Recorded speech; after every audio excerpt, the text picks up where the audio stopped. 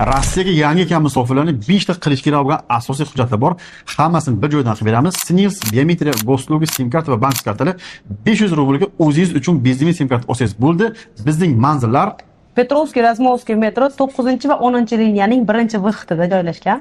Va bundan tashqari pasport perevod va avtomobil gos uslug turli qo'lida bo'lsa, o'dam ham qilib beramiz. Va har oyning oxirida bitta klientimiz bitta telefon yutib olish imkoniyati bor. Bizga yaqin shaharlar Gorod, Lobni, Iksha, Dimitrov, Zelenograd hammasi shu yerga kelaverasizlar.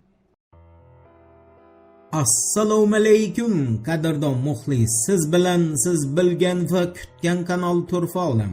Ukraina temir yo'llar kompaniyasi Ukrzaliznyetsani ma'lum qilishicha, 6-iyulga o'tar kechasi Rossiyani amalga oshirgan yoppasiga hujumidan keyin Ukraina favqulodda vaziyatlar davlat xizmati Kiyev viloyatidagi ayrim temir yo'l uchastkalarida poyezdlar qatnovini vaqtincha chekladi. Bu cheklovlar Kharkiv, Xolim, Kamenets-Podolskiy, Kiyev, Xolim, Kharkiv, Dnepr, Ivano-Frankivsk va Lvov, Lazovaya stansiyalariga tegishli bo'lib, Rossiya 6-iyul kuni tongda ham mazkur temir yo'l stansiyalariga ommaviy zarba berdi. Natijada Ukraina temir yo'l qatnovi butunlay ishdan chiqdi. Eng yirik talofat esa hozircha Kamenets va Kiyev temir yo'l stansiyalari ekani tasdiqlangan. Bundan tashqari Ukrainaning Strana agentligining ma'lumotiga ko'ra, Rossiya 6-iyul kuni tongda poytaxt Kiyevdagi qurol-yarog' omborini ham nishonga oldi. Fojiaviy tomoni esa omborga berilgan zarbadan keyin yong'in poytaxtda joylangan qurol-yarog' ombori atrofidagi binolarni ham qurshab oldi va ayni paytda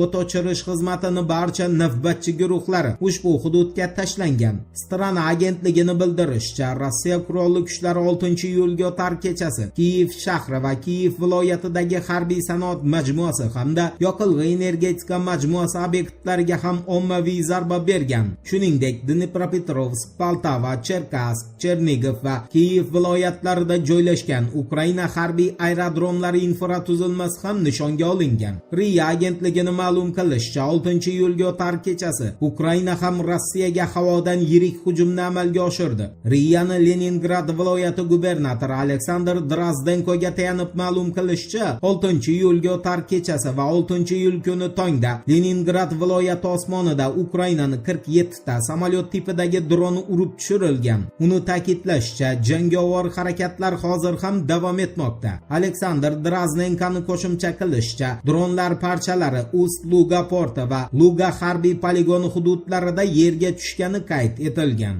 Endi Germaniyaning 3-jahon urushini boshlash uchun ko'rayotgan tayyorgarligi haqida qisqacha so'z yuritamiz. E'tiborli bo'ling. Bild agentligining xabar berishicha, Germaniya Adolf Hitler davridan buyon ilk bor harbiy iqtisodiyotga o'tmoqda va mamlakat byudjetidagi har 3-yevroni mudofaa sanoatiga yo'naltirishni rejalashtirmoqda. Bildga ko'ra, 2030-yilga borib Germaniyaning mudofaa byudjeti 122% ga oshirilishi rejalashtirilgan. Ta'lim sohasiga ajratiladigan mablag'lar esa 17% ga qisqaradi. Raqamli texnologiyalar sohasi esa deyarli moliyalashtirilmaydi. Soliq tushumlari ko'paymoqda, mamlakat davlat qarzini ko'paytirmoqda va qarz bo'yicha foiz to'lovlari yuki 144% ga o'sishi kutilmoqda.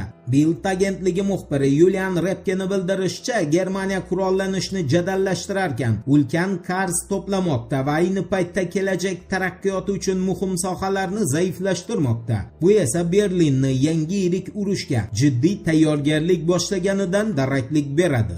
Endi Qo'shma Shtatlarning ikki tomonlama o'yiniga to'xtalamiz. Diqqat bilan eshiting. Financial Times agentligining axborotiga ko'ra, Donald Trump Ukrainadagi mojaroga yakun yasash maqsadida Rossiya prezidenti Vladimir Putin va Ukraina prezidenti Vladimir Zelenskiy bilan aloqalarni faollashtirayotgan bir paytda Amerika Qo'shma Shtatlar razvedkasi Ukrainaga Rossiya neftni qayta ishlash zavodlariga zarba berishda yordam ko'rsatmoqda. Nashr ma'lumotlariga ko'ra, Amerika Qo'shma Shtatlari razvedka ma'lumotlarini taqdim etib, uzoq masofaga uchuvchi dronlar uchun parvoz yo'nalishlarini belgilash hamda Rossiya havo mudofaa tizimlarini aylanib o'tishga ko'maklashmoqda. Bu esa Qo'shma Shtatlarni har doimgidek ikki tomonlama o'yin qilayotganini ko'rsatadi va albatta Moskva Washingtonni ushbu harakatini javobsiz qoldirmaydi.